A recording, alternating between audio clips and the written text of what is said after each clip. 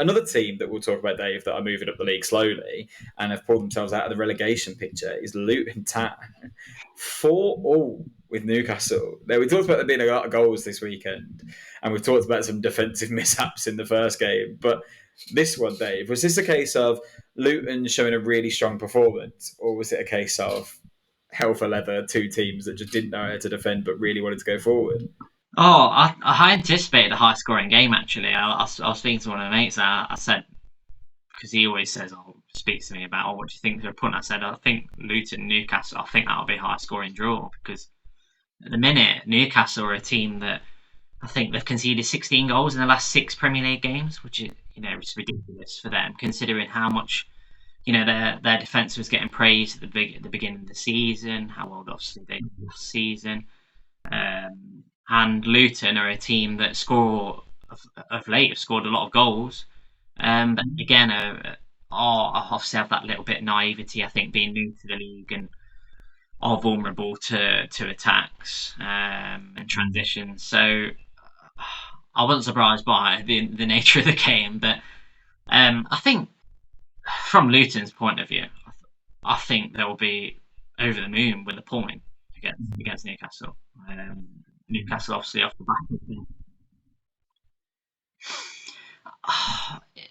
Do you know what? I think before the start of the game, obviously you take a point. I think at that point, 4-2 up, there was still a large portion of the game to play. Newcastle, obviously being at home as well, they would have had, always got that 13th man behind them. Sorry, 12th and 13th and 14th, and the amount of fans they've got in that stadium.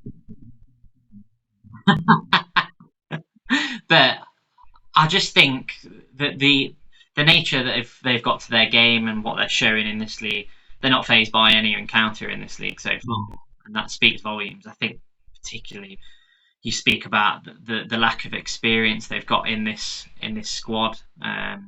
It's crazy, really, because there's so many players in that team and squad that haven't even got any Premier League experience. When you look at Ogbene, who was playing for Cork City at the beginning of his career, and obviously he played at Brentford 6 games.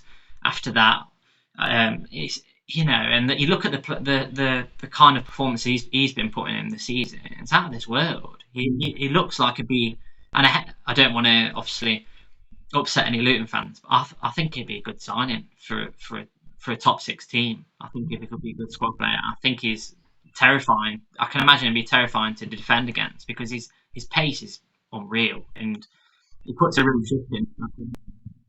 No, he puts a real shift in on that flank. It's just so easy on the eye to watch. And I think that kind of attitude and the endeavour it's definitely reflected throughout the whole team. You look how they play as a unit. We've spoken about Ross Barkley and his rebound. I think he's one of the surprises of the season, Ross Barkley, for me. I don't think anyone would have seen him. I think as a team, absolutely superb. And if they could stay up, that'll be ridiculous, won't it? I mean, who are you going? We did speak about it before this. What do you think? Do you think Everton or Luton, if you had to pick one to stay up? I said at the start of the season I thought Luton would stay up. I thought they'd have enough because they've got an excellent coach and they've got a great fan base, and I wouldn't be surprised to see them do it. And their performances lately have made me think that there is enough for them to stay in the Premier League. There are players playing out of their skin, and I hope that they can keep that consistency across the whole season. But look at the other teams down there and look how much Sheffield United are struggling to get a run of results together. Look at how much Burnley have been indifferent at times, although they got a point this weekend, obviously. Luton have started to find their feet now and are getting runs of results together. And that's the sort of thing that carries you away from relegation. And we still don't know what the results of this further investigation into Forest and Everton could be. I wouldn't be surprised to see Forest be the one that dropped into it, unfortunately, because they're a team that I think we've got a lot of time for and we've seen grow massively. But right now, you think Luton look a far more favourable side to stay up than either Everton or Forest. It's an odd situation that they find themselves in.